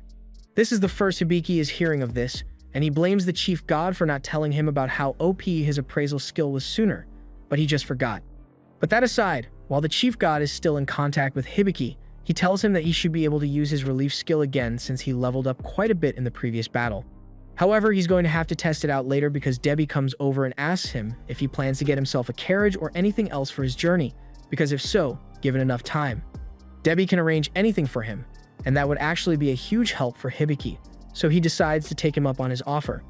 Later on, Hibiki and the others head out into the forest, and Hibiki prepares to use his relief magic on Claude. Once activated, Sappo locks onto the cursed chains around Claude and asks Hibiki if he would like to have them removed, and after he confirms as much, Sappo proceeds to summon Carbuncle. Hibiki is a little confused by this since he has no idea who Carbuncle is, but it turns out that Carbuncle is a bunny magical beast that serves the chief god, and he's here to help break some of Claude's chains. The second Hibiki sees Car, he immediately dives at him and begins snuggling him because he thinks he is really cute. And at first Car was against it, but then he realizes that the snuggles actually feel pretty good, so he's fine with it. However, Claude, on the other hand, is most certainly not okay with it because he can't stand the sight of someone else stealing all of Hibiki's attention. In fact, he is so upset that it almost looks like he's about to break through the cursed chains on his own, so the others start cheering him on. But Veni smacks some sense into them because there's no way Claude could break the chains on his own, and he tells Car to stop messing around and get to work already. Carbuncle recognizes Ven as a fellow magical beast, but he has no idea why Ven is here or why Claude is glaring at him so much. However, he still has a job to do, so he activates his powers and forms 2 magic arms to begin pulling at Claude's chains. It takes a lot of effort on his part, but eventually, Car is able to break 2 more of Claude's chains, and this means Claude is closer to finally reclaiming his true strength. So he thanks Hibiki for his help. Hibiki tells him that Car is the one who did all the work here, so if anything, he should be thanking him. But Claude is still really angry about Car stealing Hibiki's attention. So even though he does thank him, it feels more like a threat than a display of gratitude, and Car doesn't want to stick around to find out how far Claude is willing to go, so he says he's going home immediately. Later on in the day, the temperature reaches a sweltering 39 degrees Celsius, and Claude is on the verge of having a full-on heat stroke with all his fur. By comparison, Hibiki and the others are doing a lot better, although they are also sweating a lot, but if they don't do something soon, then Claude may end up passing out, so Hibiki suggests they should cut off all of Claude's hair. Hearing that scares Claude because he doesn't want to end up going bald, but since it's Hibiki's command, he can't refuse. Lillian takes a pair of scissors and is about to begin cutting, but just then, Ven tells her he has a better suggestion in mind. Lillian seems to like the idea, so she proceeds to cast a water ball spell with a maintenance spell to keep its shape, and thanks to that, she's able to create these floating bubbles to help everyone keep cool for now. Just then, Tanya comes bursting through the door in a sweaty mess and asks Hibiki for help because the heat is really starting to get to her. So to help her cool off, Hibiki decides to use the bubble wash spell on her, and it works really well. But it also creates quite a strong draft, and Tanya wasn't wearing any underwear. A little while later, Hibiki says he wants to go out and look for a way to beat the heat, but since Claude needs Lillian here to keep the water bubbles going, he decides to take Ven with him instead. The heat outside is even worse than it is indoors, so there's almost no one on the street at the moment, but after a few minutes of walking, Hibiki happens to run into Debbie in the middle of an errand. Debbie is happy to see Hibiki again, but he tells him that if this is about the carriage he ordered, then it's probably going to take a little while longer to arrange, but Hibiki doesn't care about that right now. He's much more interested in finding out why Debbie doesn't seem to be sweating at all even though he's facing the same heat as everyone else. Debbie explains that it's thanks to a special product he happened to get his hands on called the Cloak of Everlasting Spring, and he'd love to sell some to Hibiki, but he's out of stock, and he needs a special flower to make more. So Hibiki heads to the guild to ask where the rune flowers grow. He is informed that they grow deep in the forest to the east, but the road through the forest is extremely complicated, so she's not sure he will be able to find his way there. Even so, Hibiki says he still wants to go looking for the flowers, so she offers to show him the way since the guild isn't busy right now and she's got some free time. With her help, Hibiki eventually finds a whole patch of those flowers, so after delivering them to Debbie to have the cloaks made, he returns home. All that walking under the hot sun really made Hibiki hungry, but it's still too early for dinner, so he doesn't have anything to eat yet. Fortunately for him, it just so happens that Lillian and Claude prepared a gift for him in advance, and it turns out to be some black tea and snacks. They recalled Hibiki saying he missed having tea with his friends back home, so they wanted to try making him feel better, and Hibiki is really grateful for how thoughtful Lillian has been. Looking at her like this reminds Hibiki that it has been quite a while since he checked her status, so he decides to do so now, and to his surprise, he finds out that Lillian is a fully fledged sage now. Before, her status used to say Sage Candidate, but now she's a level 1 sage, and it must have happened after she leveled up from the battle against the wolves. Lillian says she doesn't really feel any different, but Claude says it probably just takes time for the effects to set in. Vene asks if any other skills leveled up recently, and now that he mentions it, Hibiki's Grimoire skill did go up to level 2. And Vene is excited to hear that because it means he can learn all sorts of new magic spells now. And who knows, there may even be some magic that Hibiki will be able to learn in there. So Hibiki is excited as well. A few days later, it is finally time for the group to depart on their journey. So Hibiki gives Claude and Lillian the cloaks he had made for them, and explains that they have special magic that keeps the wearer cool, no matter what the weather may be. Claude is especially grateful that Hibiki went so far for him, so he vows to treasure his gift, and after everyone is done saying their goodbyes, Hibiki and the others finally set off for the northern dungeon, after which they'll be heading to Terradinas. But behind a tree nearby, Ivel overhears where they are heading, and she plans to make sure Hibiki and the others don't make it out of that dungeon alive. Meanwhile, on the other side of the country, it turns out that Hibiki's friends were actually reincarnated into this world as well and have formed a party called the Corpse Killers in hopes of finding a way to reunite with him. After setting out on the journey, Hibiki is feeling a little more confident in himself because he can finally take down monsters on his own. But Sapo corrects him and reminds Hibiki that the only reason he can fight is because his bow is overpowered, and he himself is actually still very weak, so he shouldn't get ahead of himself here. Claude and Lillian also think Hibiki is still a weakling overall, so Claude tells Hibiki to stop cracking jokes about being strong and hurry up because they need to get back on the road. Everyone gets back in the carriage, and Hibiki is grumbling about how he really is strong now because the bow is one of his skills, but be that as it may. Claude tells him that he can't neglect his daily training, because even if he has powerful skills at his disposal, a time will come where he may not be able to use those skills in battle, so he needs to be prepared for that. Hibiki has been awfully silent throughout the ride so far, so Lillian asks him if he's alright, but it turns out that all the bumps in the road are giving Hibiki some gnarly motion sickness, and before they can do anything to help, Hibiki has already puked all over the carriage floor. They end up having to stop to clean up all the vomit, and Hibiki apologizes to the others for the trouble since he had no idea that he would get carriage sick, but as he is heading over to a nearby lake to clean up a little, he dips his hands in the water and discovers that it isn't actual water at all, but rather a large collection of slimes. Hibiki is surprised since he has never seen something like this before, but Claude thinks this is the perfect opportunity for him to give Hibiki some real training. So he asks Hibiki to go out and take out a couple of slimes, but he tells him to do it without using his overpowered bow. Lillian tells Claude that a handicap like that is unfair because Hibiki is absolutely useless without his bow, but Claude says he's still going to let Hibiki have a weapon. And the weapon in question is a wooden stick that's on fire. Hibiki decides to give it his best shot, but no matter how hard he tries, he can't keep up with the slimes at all, so he fails to hit even a single one. On top of that, one of the slimes manages to land right on top of Hibiki's face, and he can't get it off, so he's starting to suffocate. As Hibiki slowly loses consciousness, his life begins to flash before his eyes, but at the last second, he realizes he can't afford to leave his friends behind, especially not by dying at the hands of a slime, so he fights with everything he's got, and eventually, he unlocks the ability to use a little fire magic, allowing him to burn the slime enough to get it off him. Hibiki is both relieved to be alive and amazed that he really awakened fire magic, but the slime he burned seems to be really mad, so it goes and fuses with all the other slimes present to transform into a giant slime monster. Hibiki doesn't seem all too bothered by it at first since he knows slimes are weak to fire, so he attempts to use his new fire magic, but to his dismay, he only manages to produce a small 2-inch flame from his finger.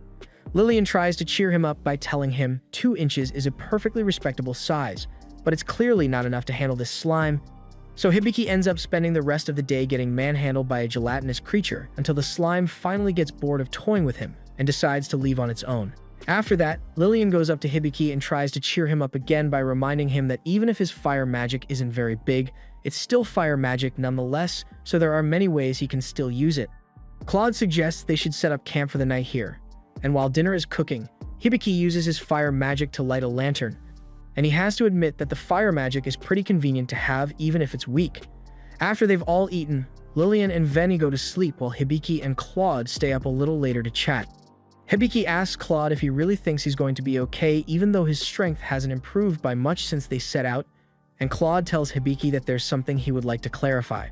He had already mentioned that to get to Terra Dines, you need to pass through the northern dungeon, but to be more specific, Terra Dines is only accessible to people who have conquered the dungeon, and that is completely uncharted territory, which is why Claude has been so insistent on Hibiki's training, because he wants him to be prepared for anything that might happen. And he promises that no matter what, he is going to help Hibiki get to Terra Dines. After that, it's time for them to get some sleep, but just before Hibiki lays down, he receives a message from Sapo, telling him that he has unlocked several new skills. Hibiki checks his stat window, and he is shocked to see that he indeed has 4 new skills, but he's too tired to think about that right now, so he decides to test them out later. The next day, the group gets back on the road, but while traveling, they see a large group of villagers hanging out in the middle of the road. Hibiki pops out to ask them if something happened, and the villagers inform him that their village was recently overrun with undead monsters. Hibiki asks if they are referring to things like zombies, which the villager confirms, and to make matters worse, it wasn't just 1 or 2 zombies either, it was a whole horde of them. Fortunately, a nice beast woman happened to be passing by, so she told them to wait here while she handles the zombies. And Claude is surprised to hear this because a warrior who is capable of defeating such a large horde of zombies on their own must be quite experienced. Claude initially suggests they should take a detour to avoid any possible encounters with the zombies, since that would be safer. But Lillian doesn't like the sound of that since a detour is going to waste a lot of time, and she wants to help Hibiki return home as soon as possible.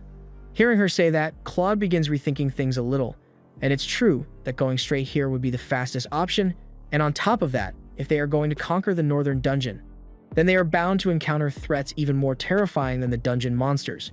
So he decides that this is actually a great opportunity for Hibiki to get some first-hand combat experience, so he tells him they are going straight into the zombie-infested village.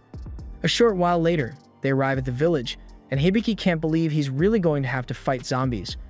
But Claude assures him that there's nothing to worry about because zombies move very slowly, so even someone like Hibiki should be able to beat them.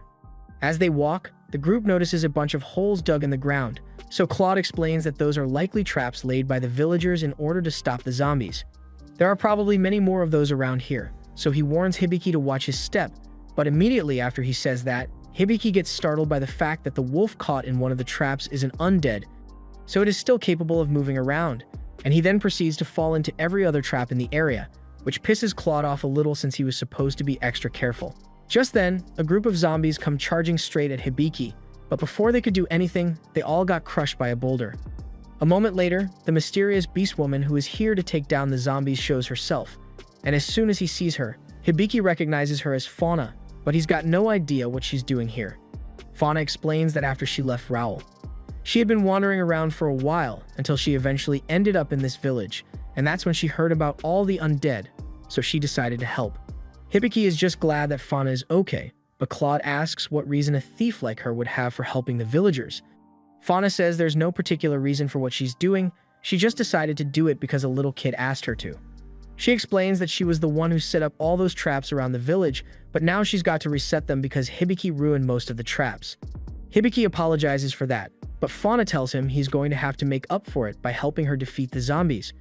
Normally, defeating undead monsters isn't that difficult since they operate like a mindless herd, but Fauna says the ones here seem to be a bit different because they are actually organized, and that is what has her so concerned. However, Hibiki doesn't think it's going to be a big problem since they've got Claude here to help them in case anything does go wrong, but his confidence seems a little misplaced because right after saying that, he falls into yet another one of Fauna's traps. Fauna is surprised that Hibiki still hasn't learned the trap detection skill even though he's an appraiser, but he didn't even know a skill like that existed in the first place, so he has no idea how to acquire it. Fauna explains to him that he just needs to keep appraising traps, and sooner or later, he's going to gain the skill naturally. She also tells him that as an appraiser, he should probably make a habit of appraising everything he can so he doesn't fall for traps like that in the future, and Claude agrees with her on that, so Hibiki promises to do so. Afterwards, they all head into the village's church, but all of a sudden, they hear the deafening sound of the church bells ringing, so they all rush outside to escape the noise. But all of a sudden, dozens of undead begin to emerge from the ground, and even though Claude is able to cut them down with ease, Lillian's magic isn't enough to stop them, so they won't be able to get rid of all of them on their own. Fauna yells for everyone to get back into the church before it's too late, so they all rush back in, and that's when she explains that for some reason, every time that bell rings, more zombies appear out of nowhere, and she had no idea why. It doesn't look like they'll be able to stop the zombies until they figure out what's going on with the bell, so Hibiki decides to head up there with Lillian, and in the meantime, Claude and Fauna are put in charge of keeping the zombie horde busy. They charge out of the church and immediately begin working together to take down the zombies, but more zombies keep coming, so there's no end in sight. Hibiki and Lillian have managed to make it up onto the bell platform, and Hibiki tries to fire off a few shots to help Claude, but it doesn't do much aside from stunning the zombies for a bit, and the bell keeps on ringing despite the fact that no one else is up here to ring it. It turns out that the one behind it is Ivel, and this is yet another one of her plans to take Claude down, but Hibiki and the others have no idea that she's involved, so he still needs to figure out how to stop the bell from here. He begins appraising the church bell, but to his surprise, the system tells him that it's just an ordinary bell. Hibiki doesn't understand how that's possible since there's clearly something going on here, so he decides to use appraisal on the surrounding area as well. After doing so, Hibiki ends up finding a magic mirror that Ivel had hidden in the tower, and the zombie summoning magic is clearly coming from it, so Hibiki fires a bunch of arrows at the mirror. His arrows aren't strong enough to destroy it, but since they have 100% accuracy, the arrows bounce off the mirror at just the right angle to hit Ivel, who is standing a kilometer away on a cliff. And once her mirror is destroyed, the zombies finally stop spawning. With the zombies finally gone, the villagers can finally return home. And they are all extremely grateful to Hibiki, but he doesn't deserve such praise since he kind of destroyed their church in the process. However, the villagers tell him that there's no need to worry about that since they can have it fixed in no time. Claude is glad everyone made it out all right, but he is still curious about who was behind this whole thing since they never figured it out, and out in the forest, Ivel is thinking over the strange arrows she saw Hibiki use today to thwart her plans. She thinks they're going to be a huge obstacle to her plot to murder Claude, but she is sure that with a little preparation, she can ensure victory next time. Hibiki and the others eventually make it to the dungeon town, but they are stopped at the gate by a guard because he is suspicious of Claude. To him, it looks like Claude is trying to drag two kids into the dungeon with him so he can use them as bait, but Lillian tells the guard he has it all wrong because, though Hibiki may look like a kid, he is actually just extremely vertically challenged. While that may be true, this is still incredibly embarrassing for Hibiki. He hands over his guild papers to prove to the guard that he is qualified to be there, and after taking a look through his documents, the guard is satisfied, so he agrees to let them pass. Meanwhile, Amalia is busy making her way back to Raoul, and she's excited because she thinks she's finally going to get to see Hibiki again. But just then, one of her warning bracelets starts glowing. Amalia recalls that she gave one of these to Ivel for her to use in case she ever got into any trouble, so that means Ivel must be in danger nearby. As a result, Amalia drops what she was doing and decides to go check it out. Back on Hibiki's end, he and the others have finally gotten settled into their accommodations in the dungeon city, and before they set off, Claude says it's important that they make an itinerary. Hibiki asks why, so he explains that the guild requires adventurers below C rank to submit a detailed report of what they plan to do in the dungeon, and it is done that way so they can discourage adventurers from acting recklessly. Hibiki understands the gist of it, but he asks how they are supposed to make an itinerary when they don't know what's going to happen in the dungeon yet. Claude tells him that they do have a rough idea of how things will go since they know that a boss monster appears every 10 floors in the dungeon, and he has heard that the 10th floor boss is a silver emerald wolf, which shouldn't be too hard for them to handle. All things considered, as long as they limit their first trip to the first 10 floors, they should be able to make it in and out while following their itinerary. Lillian asks the others if she can try making the itinerary for the team, and they tell her to go for it, so she promises to put a lot of thought into it. While Lillian is busy doing that, Hibiki suggests that he and Claude should do one final check of all the stuff they need to take with them. Claude says they already got all the weapons and armor they'll need back in Raoul, and Hibiki can make potions using his skill, so they don't need to buy those, but they will still need to stock up on food. Just then, Hibiki recalls something very important that they need to get. Claude asks him what it is, so Hibiki says he needs to get some underwear. Claude doesn't really understand what he's talking about because, sure, underwear is important, but that isn't exactly a top priority since they already have some. Hibiki says the problem is that down in the dungeon, they won't be able to do laundry as usual, so things will get really gross for him. But this world doesn't sell his kind of underwear, and he doesn't want to use Claude's loincloth. Ven calls Hibiki an idiot and reminds him that he has a ton of skills to help with situations like this, so he should just use his brain for once. Hearing this, Hibiki realizes that Ven is indeed right, so he proceeds to activate his copy and paste skill on his underwear, creating several duplicates, which all land right on top of Ven. Meanwhile, on Amalia's end, she makes her way into the abandoned castle to find Ivel, and inside, Ivel is currently taming her latest pet wolf to use in her plot to kill Claude. But when Amalia sees this, she assumes Ivel is being attacked by the wolf and immediately jumps in to try and save her. Ivel doesn't know how Amalia got there, but she thinks this will be the perfect opportunity to test out the wolf's capabilities, so she plays along and pretends to be in danger to get Amalia to fight it. Amalia fires several shots at the wolf, but the wolf dodges out of the way and charges at her, forcing Amalia to use an earth spell to knock it back. However, the wolf also attempts to ensnare Amalia using a vine spell of its own. Amalia jumps backward to avoid getting caught up, and Ivel is satisfied with the wolf's performance, so she tells it to settle down for now. Amalia doesn't understand what's going on here, so Ivel explains that this wolf is one of her pets. But that makes even less sense to Amalia since she doesn't understand why Ivel would want to control monsters. Ivel says she's doing it for world peace, but the way she says it makes it hard for Amalia to believe her, so she asks Ivel to be honest with her since they are friends. However, Ivel bursts out laughing because she can't believe that Amalia still genuinely thinks they are friends. She breaks the bad news, telling Amalia that she was just pretending to be friends with her because it was convenient, and Amalia is heartbroken because she really thought she had finally made a female friend. She even gave Ivel a friendship bracelet to commemorate it, but Ivel had completely forgotten about that thing, so now that Amalia mentions it, she takes it out and smashes it on the floor. Amalia is enraged and yells that Ivel isn't going to get away with this, But Ivel doesn't seem too bothered because she doesn't think Amalia has what it takes to beat her. Amalia launches several wind slashes at Ivel, but Ivel simply summons a magic mirror and sends Amalia's wind slashes right back at her, causing Amalia to be knocked out by her own magic. Ivel would normally kill Amalia for getting in her way at this point, but she would get in trouble for killing someone other than her target, so instead, she just teleports away, leaving Amalia all alone. The next morning, in the dungeon city, Hibiki and the others head to the guild to get started, and the receptionist asks for their itinerary, so Lillian hands it over. After reading through it, the receptionist compliments Lillian for creating such a well-thought-out itinerary. With this, they are granted permission to enter the dungeon, so the receptionist leads them down to the dungeon entrance and wishes them good luck on their mission. Once everyone is ready, they all start walking into the dungeon together, and along the way, Hibiki uses his world map to scan ahead for monsters.